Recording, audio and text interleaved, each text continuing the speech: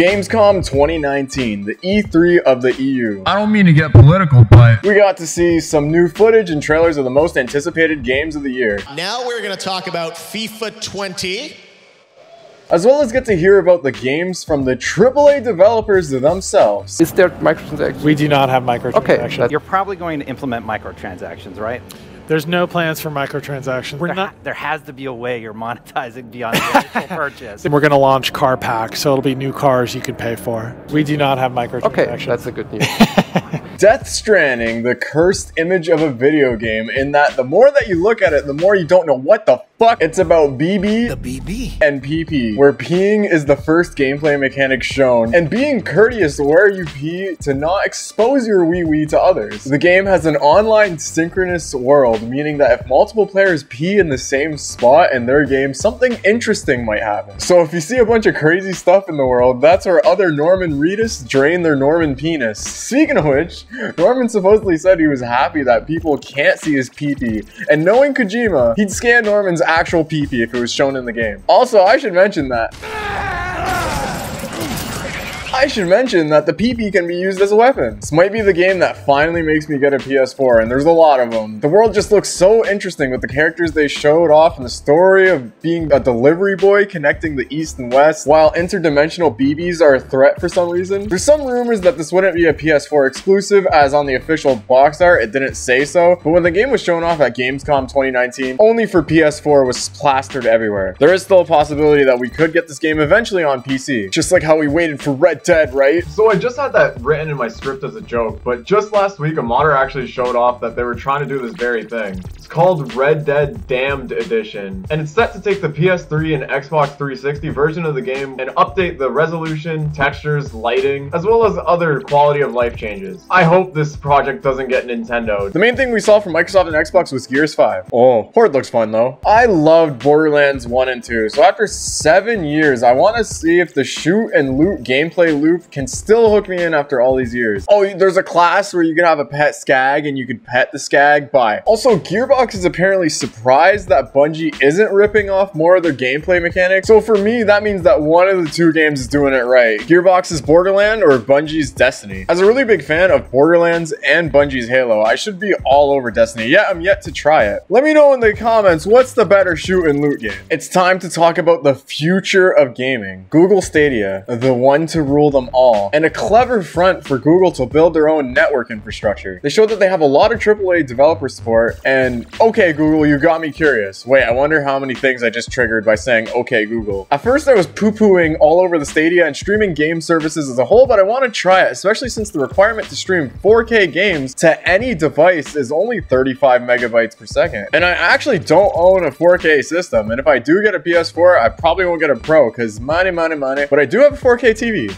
So I'm curious. The service will only be $9.99 a month, although it's unsure if you have to buy the games on top of the service or it comes as a part of the package. Games like MK11 and Doom Eternal were playable on the Stadia at the Gamescom floor. Journalists said that there was only milliseconds of lag, although it was hardwired to the internet at the time. I'm curious enough as to at least do a video on this. Speaking of MK11, I can main former governor of California and decapitate boomers saying that they're dangerous on TikTok. Anime news! There's a one-punch fighting game, which is the only fighting game where the main character is so OP that he isn't even playable in the game itself. You have to stall time until he shows up and destroys the enemy and there's a first mode, of course, and Saitama's already banned. The game's not even out yet, damn it, Leffen. Dragon Ball Z Kakarot looks amazing. It's a single-player only game focusing on just the story of DBZ, which is a first for a Dragon Ball game in a long time. This might be the best way to watch some of the best moments in DBZ. Oh my god, it looks good. Oh, Persona 5R, I get it. I need a PS4. Moving on. We got to see more anime Dark Souls, which looks cool, but I need to see more cool abilities and enemy variants. If Bandai really wants to rival From Software and just creating a pure Dark Souls experience. If it's Dark Souls but anime, they really gotta play into the anime aesthetic. I mean, the characters look anime as hell, but some of the scenery and enemies just look so meh. Oh boy, she got some big ass anime titties. There's also a Tokyo Ghoul game, which I always wanted to get into the series, but my weeb friends told me that even this gameplay trailer covers more of the actual story than the anime. Jump Force is getting more My Hero Academia characters. I'm sorry, Boku no Hero Academia. And finally, a rematch button for online. Yeah, that'll be the thing to make people care about this game. How is a game where Yugi can draw Monstacado and Dio can just punch him in the face not the greatest game ever made? Also, I haven't gotten into My Hero yet, which people tell me, what the hell am I doing? But it's fine, I already see Naruto, so I get it.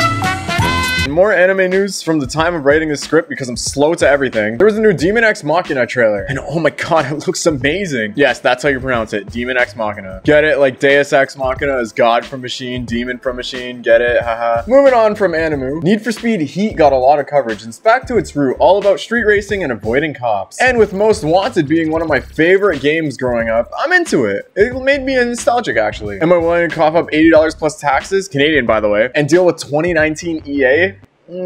Blasphemous got shown off some more, which is a dark gothic Metroidvania game. I'm definitely getting and streaming this day 1, September 10th, because oh my god. Dark gothic or fantasy is my favorite setting for fiction, and y'all know I really love Metroid. There was more gameplay footage shown off of Square Enix's Avengers. God, that's still such a weird thing to say. Looks like a fun, over-the-shoulder action beat-em-up game. They showed off gameplay for the original MCU Avengers, Captain America, Iron Man, Thor, Hulk, and Black Widow. Wait, someone's missing. Could have sworn there was one more person in the original MCU Avengers. Wait, where's Spider-Man?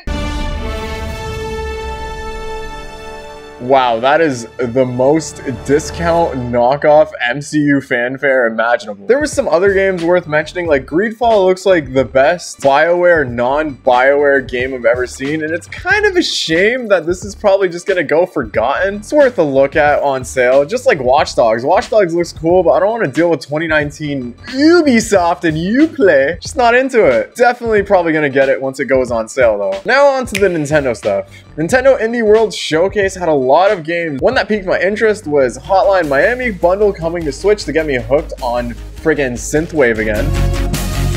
And Super Hot. These would both be awesome games to play on the go. The show ended off with the definitive edition of Ori and the Blind Forest coming to Switch, furthering the bromance between Nintendo and Microsoft. Almost as deep as the bromance between Keighley and Kojima. Other games to mention was, oh my god, Skate 4 is real and it's coming to Switch. And this is a Dragon Battle Royale. Where are we dropping, boys? Seriously, the art style and sprite works looks amazing in this game. Switcher 3 got a release date. Yes, that's the official name of the game. Although it does look blocky and chunky, this is definitely a huge win for Nintendo, and I want to see more third-party AAA games coming to the Switch. Also, this Nintendo system with sexies. Mario and Sonic Tokyo 2020 Olympic Games has Sega showing Nintendo how to make Mario Party mini-games, because recently the boards in Mario Party have been, that's a topic for another video. Everyone has been freaking the hell out over seeing Eggman's Wario nip slip and saying, why isn't there a thick carpet of manly Italian hair over Wario's chest? But it's obvious that Wario is such a dedicated athlete that he does daily Brazilian waxes to keep him from slowing down in the water. This game looks pretty fun. Could get old fast though, and the retro games is a nice addition, even though the 8-bit Mario sprites looks odd next to the more detailed Sonic sprites. Also wait, if Sega could get this many sprites into their game, then friggin' Nintendo, where's the mystery mushroom in Mario Maker? Link's Awakening was also shown, and more of the dungeon creator was showed off. Such a great addition to the game, and just makes the dream of having a Zelda Maker that much more a reality. You unlock more blocks as you complete dungeons in the game and complete your own made-up dungeons in the game. I can't wait to make the most hellish dungeon imaginable. This game has such a great art style, the way the light reflects on everything, making it look like a toy. Now you can move in 8 directions, making this technically a reimagining. I'm so excited for this game, and I hope that Nintendo does this for other games, but don't make it a cash grab. I've been saying day one how much this game means to me, because it means that 2D Zelda or top-down Zelda lives on.